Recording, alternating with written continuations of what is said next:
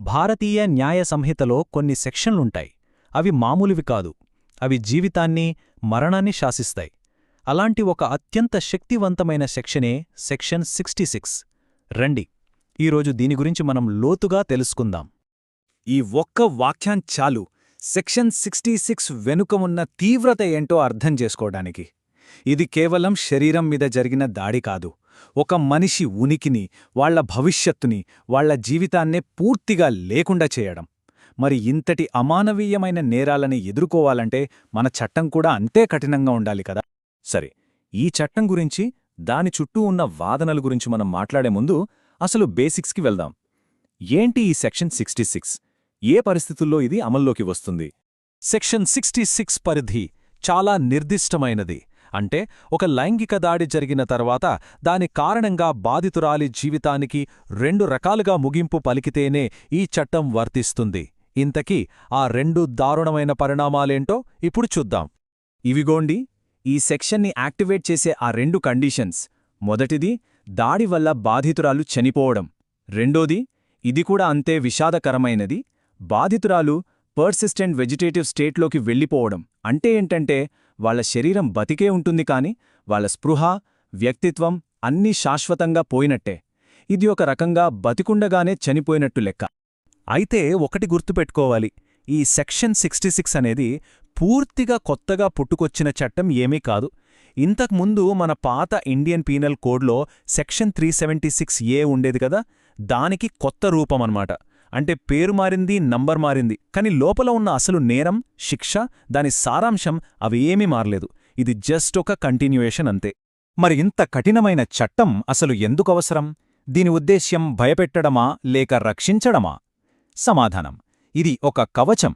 అత్యంత ఘోరమైన నేరాల బారిన పడిన బాధితులకు న్యాయమందించే ఒక కవచం. ఆ శిక్ష ఎంత తీవ్రంగా ఉంటుందో ఒక్కసారి చూద్దాం. 20 సంవత్సరాలు ఆలోచించండి. ఇది మ్యాక్సిమం శిక్ష కాదు. ఈ చట్టం కింద విధించే కనీస శిక్ష, అది కూడా మామూలు జైలు శిక్ష కాదు, కఠిన కారాగార శిక్ష. అంటే ఈ చట్టం ఏమాత్రం రాజీ పడదో అనడానికి ఇదే మొదటి నిదర్శనం. కాని శిక్ష ఇక్కడతో ఆగిపోదు. ఇది ఒక నిచ్చెనలాంటిది. స్టెప్ బై స్టెప్ పెరుగుతూ పోతుంది. కనీసం 20 ఏళ్ల కఠిన శిక్షతో మొదలై తర్వాత జీవిత ఖైదు వరకు వెళ్తుంది. అంటే వాళ్లు సహజంగా చనిపోయే వరకు జైల్లోనే ఉండాలి. ఇక కొన్ని అత్యంత అరుదైన, దారుణమైన కేసుల్లో ఫైనల్ శిక్ష మరణశిక్ష. అయితే ఇప్పటిదాకా మనం నాణేనికి ఒకవైపే చూశాం. ఇంతటి అపారమైన శక్తి ఉన్న చట్టమనేది 2 వైపులా పదునున్న కత్తిలాంటిది. ఇది బాధితుల్ని కాపాడగలదు, కాని అదే సమయంలో ఇది తప్పుగా వాడబడితే ఒక నిర్దోషి జీవితాన్ని సర్వనాశనం చేయగలదు. ఇప్పుడు ఆ రెండో కోణం గురించి మాట్లాడుకుందాం. ఒక్కసారి ఊహించుకోండి, ఎవరైనా నిర్దోషి ఈ కేసులో ఇరుక్కుంటే పరిస్థితి ఎలా ఉంటుందో. బయట జనమేమో ఆవేశంతో ఊగిపోతుంటారు, పోలీసుల మీద విపరీతమైన ఒత్తిడి ఉంటుంది. ఇంకా కోర్టు తీర్పు రాకముందే మీడియాలోనే ఒక తీర్పిచ్చేస్తారు. ఇలాంటి ఉద్వేగభరిత వాతావరణంలో ఎవరు ఎన్ని చెప్పినా ఎవరు వినరు. అక్కడ నిలబడేది ఒకే ఒక్కటి, అది తిరుగులేని సాక్ష్యం. మరి ఇలాంటి క్లిష్ట పరిస్థితుల్లో ఒక నిర్దోషి చిక్కుకుంటే ఏం చెయ్యాలి? అక్కడ గడిచే ప్రతి సెకను, తీసుకునే ప్రతి నిర్ణయం వాళ్ల భవిష్యత్తుని మార్చేస్తుంది. వాళ్లు వెంటనే పాటించాల్సిన కొన్ని కీలకమైన స్టెప్సున్నాయి. అవేంటో ఇప్పుడు చూద్దాం. ఇది కేవలం ఒక చెక్లిస్ట్ కాదు, ఇది వాళ్లని కాపాడే ఒక రక్షణ కవచం. మొట్టమొదటి పని, ఈ తరహా కేసుల్లో అనుభవం ఉన్న ఒక క్రిమినల్ లాయర్ని పెట్టుకోవడం. ఎందుకంటే ఇక్కడ చిన్న తప్పు జరిగినా ప్రాణాల మీదికొస్తుంది. ఇక రెండోది, అవతలి వాళ్లతో అస్సలు మాట్లాడకూడదు. ఎందుకంటే మనం చెప్పే ప్రతి మాటను వక్రీకరించే ప్రమాదముంది. అన్నింటికన్నా ముఖ్యంగా ప్రతి డిజిటల్ ఆధారాన్ని భద్రపర్చాలి. ఎందుకంటే అవే వాళ్ల నిర్దోషిత్వాన్ని నిరూపించే మొదటి సాక్షులు. డిజిటల్ ఆధారాలు అంటే ఏంటి?